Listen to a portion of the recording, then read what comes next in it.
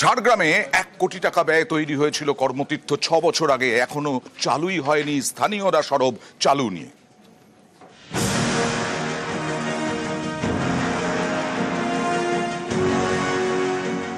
কর্মতীর্থ যুবকদের কর্মসংস্থানের লক্ষ্যে সরকারি প্রকল্প। ঝাড়গ্রামের সাকরাইলে এই কর্মতীর্থের উদ্বোধন হয়েছে বছর 6 আগে, কিন্তু চালু হয়নি। পড়ে পড়ে নষ্ট হচ্ছে পরিকাঠামো। কর্মতীর্থে কোথাও আগাছা আর জঙ্গল, কোথাও জানলার কাঁচ ভাঙা।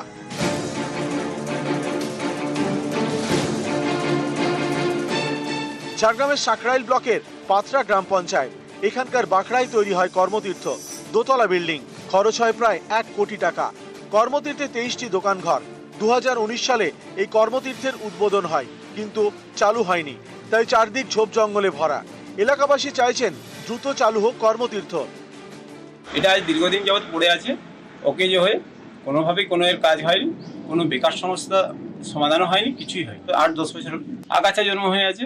আমরা চাইছি যে বেকার ছেলে কিছু সমাধান হোক, কর্মনিয়োগ হবে। ভালো নয়, লাটাফাটা হয়ে আছে, কাঁচ টাঁচ ভেঙে গেছে, যে সে আসে আর ঢুকে থাকছে।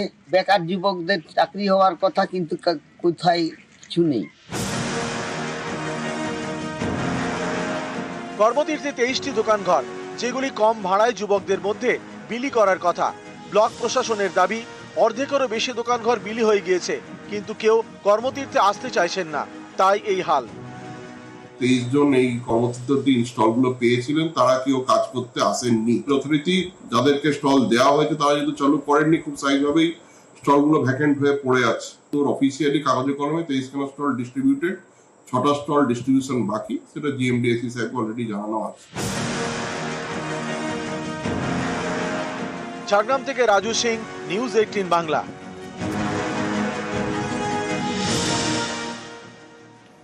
যে যেখানে পারছে চুরির চেষ্টা করছে। চাপড়া শিলিগুড়িতে রাস্তা তৈরিতে ঠিকাদারদের কিরকম অনিয়ম দেখুন।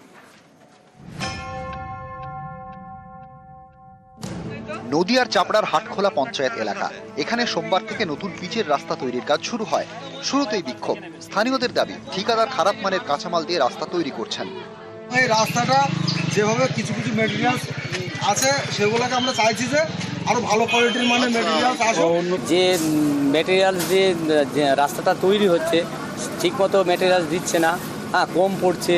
এখানে যে লোকাল বডি প্রধান আছে, ওনাকেও এই শিডিউল দিয়ে জানানো হয়নি। স্থানীয়দের অভিযোগ শুনে রাস্তায় নামেন জেলা পরিষদের তৃণমূল সদস্য। এখানে আমাদের জেলা পরিষদ থেকে একটা রাস্তা হচ্ছে, যদিও এটা আমি জানতাম না। এখানকার স্থানীয় জনপ্রতিনিধি, গ্রাম পঞ্চায়েতের স্তরের, গ্রাম পঞ্চায়েতের প্রধান, গ্রাম পঞ্চায়েতের সদস্য, পঞ্চায়েত সমিতির সদস্য এবং স্থানীয় লোকজনের কাছ থেকে আমরা একটা খবর পাই যে এখানে আমাদের যে রাস্তা হচ্ছে, সেই রাস্তা সন্তোষজনকভাবে হচ্ছে না। সেই জন্য আমরা রাস্তাটা পরিদর্শনে এসেছি এবং সেখানে দেখছি বেশ কিছু জায়গায় খামতি আছে। শিলিগুড়ির আপার বাগডোগরা গ্রাম পঞ্চায়েত এলাকা, এই এলাকা রবীন্দ্রপল্লীতে নতুন রাস্তা এবং ড্রেন তৈরির কথা। সেই মতো ইট পাথর ফেলা হয়েছে রাস্তায়। অভিযোগ, তারপর 2 সপ্তাহ কেটে গিয়েছে, কিন্তু ঠিকা সংস্থা ঢিলেমিতে কাজ শুরুই হয়নি। আজকে দীর্ঘ 15-20 দিন ধরে পাথর ফেলিয়ে রাখা হয়েছে। কন্ট্রাক্টরদের বলা হলো, কেউ কোনো রকম কর্ণপাত করছে না। তারপরে এখানে 10 দিন ধরে ড্রেনের ড্রেন ভেঙে রেখে দিয়েছে। আজকে ফেলবে, কালকে ফেলবে, মানুষ যাতায়াত করতে পারছে না। লোকজন পড়ে যাচ্ছে, এখন বাইক নিয়ে আসতেছে, লোক হরর করে পড়ে যায়। কালকে 2টো বাচ্চা পড়ে গেছে, একটা মহিলা পড়ে গেছে। তো এগুলো তো একটা অ্যাক্সিডেন্টের ব্যাপার আছে। পাবলিকের অভিযোগ একদম ঠিক, আমরা ইঞ্জিনিয়ারকেও ডেকেছি। যখনই কোনো জায়গায় কাজ শুরু হচ্ছে, কিছু পাবলিক তাদের ব্যক্তি স্বার্থে এই কাজগুলোকে বাধা দিচ্ছে, যার জন্য কাজগুলো ডিলে হচ্ছে।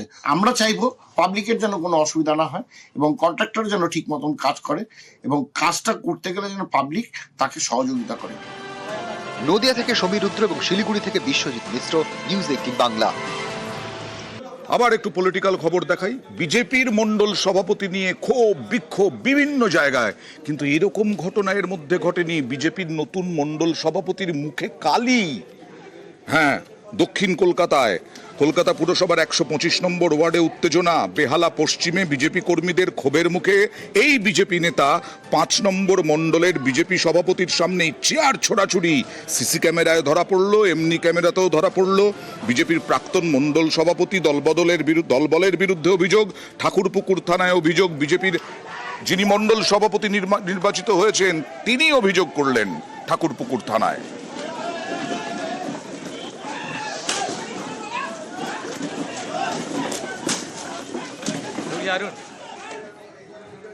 আইসির গলায়, পুলিশ কর্তার গলায় তৃণমূলের উত্তরীয়। নদিয়ার চাপড়ায় তৃণমূলের মঞ্চ, সেই মঞ্চে তো বসেই আছেন রাজনৈতিক মঞ্চে আইসি, তার সঙ্গে সঙ্গে তার গলায় আবার তৃণমূলের উত্তরীয়। শুধু তাই নয়, বিজেপিকে হটানোর ডাক আইসিকে পাশে বসিয়েই তৃণমূল নেতার। ভাইরাল ছবিতে জোর তরজা শুরু।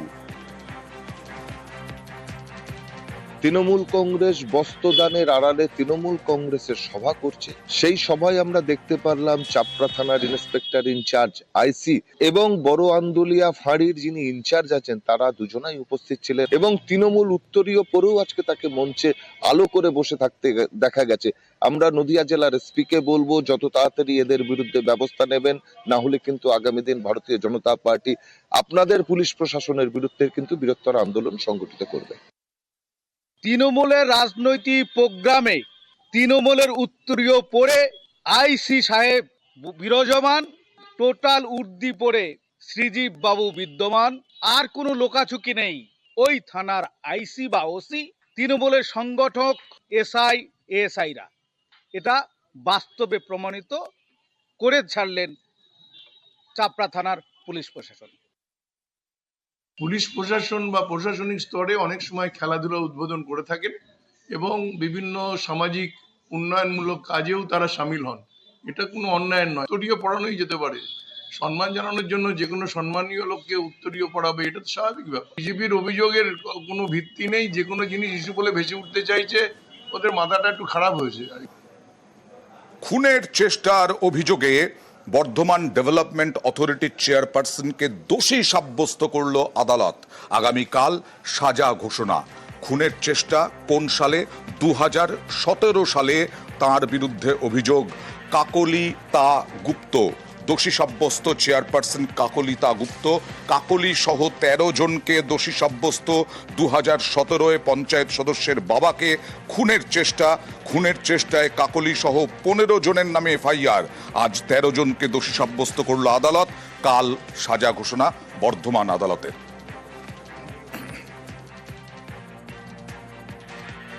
15 জন আসামি ছিল, তার মধ্যে 13 জনকে কাস্টডিতে নিয়েছে, 2 জনকে ছেড়ে দিয়েছে কোর্ট। মারপিটের কেস ছিল, কালকে সাজা শোনাবে।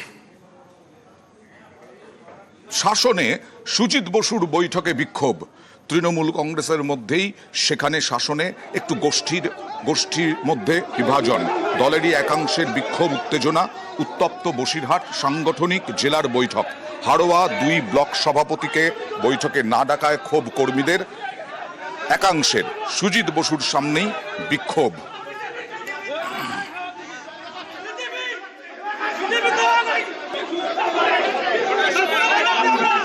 আমার ব্লকের 2 নম্বর ব্লকের সভাপতি এখনো পর্যন্ত আমি আছি, আমাকে অফ করে অন্য কাউকে ডাকা হয়েছে। সমস্যা সেখানে। আমরা অত্যন্ত ব্যথিত, দুঃখিত।